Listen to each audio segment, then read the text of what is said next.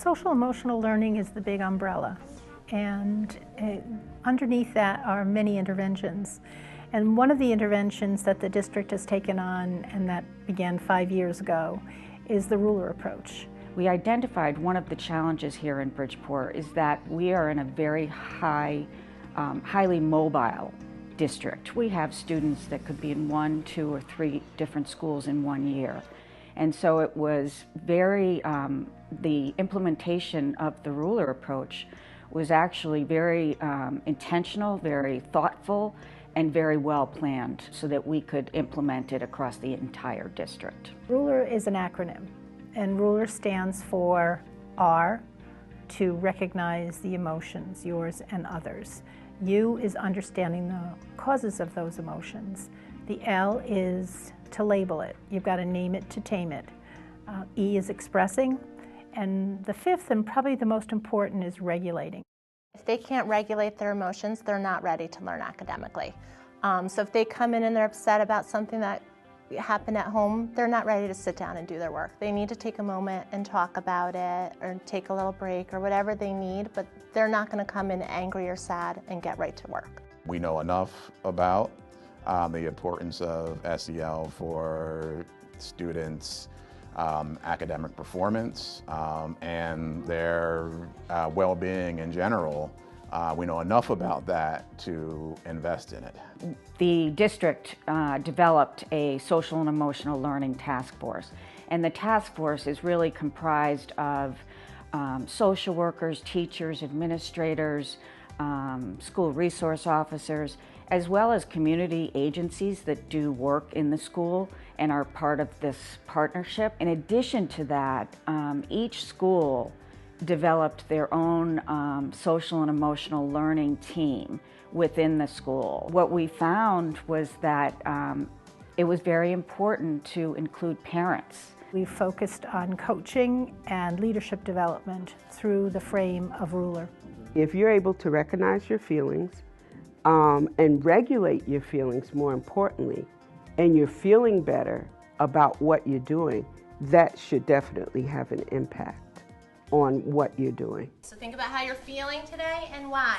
Then when we're done, we take time in the beginning of the year to really build those relationships with each other, learn how to express themselves with each other, so that, you know, once they've gotten that piece out of the way, then we kind of focus on the academic piece. And we try and, like, at this point in the year, we're trying to blend the two. So a lesson might include reading a story and then looking at that character and mapping that character on the mood meter. So they're getting the educational, the academic side of reading comprehension, but we're also tying it into their emotions. It's all about building relationships and connecting with your students. And if you can do that, then they'll succeed. We've seen teachers implementing the core aspects of ruler and seeing improvement on those implementation indicators over time. We've started to see even more reductions in school and out of school suspensions. Just by walking into some of the schools that have truly embraced this, you can see a very different culture. You see less frustration, less outbursts.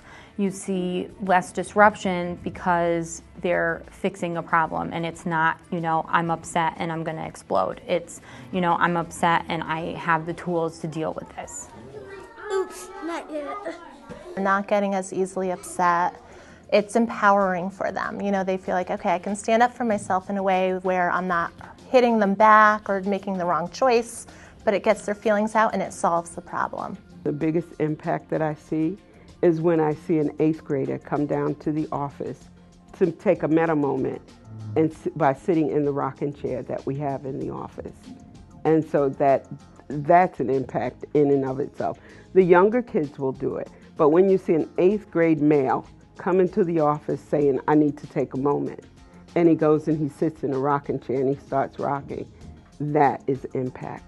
My assessment thus far is that it's, well, first of all, it's grown well beyond what my expectations were. Children that were able to self-report about being able to regulate themselves had 1 grade point higher on their report cards. And students that also self-reported that they were able to regulate had better attendance. These young people coming from K-8 are going to filter into our high schools, reshape the climate and environment that currently resides in our high schools.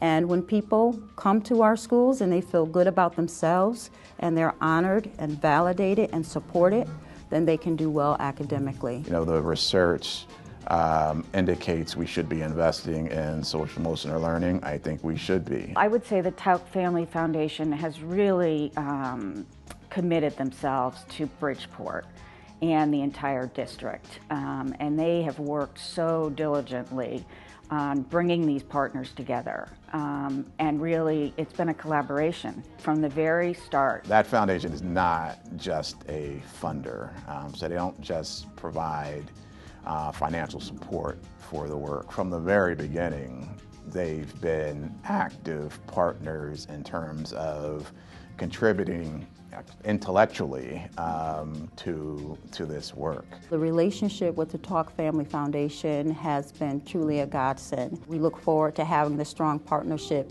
It's that relationship that allows us to continue to work with Yale. It's that relationship that allows us to have a cell coordinator in place, and ultimately it's that relationship that allows Ruler to thrive in our school system.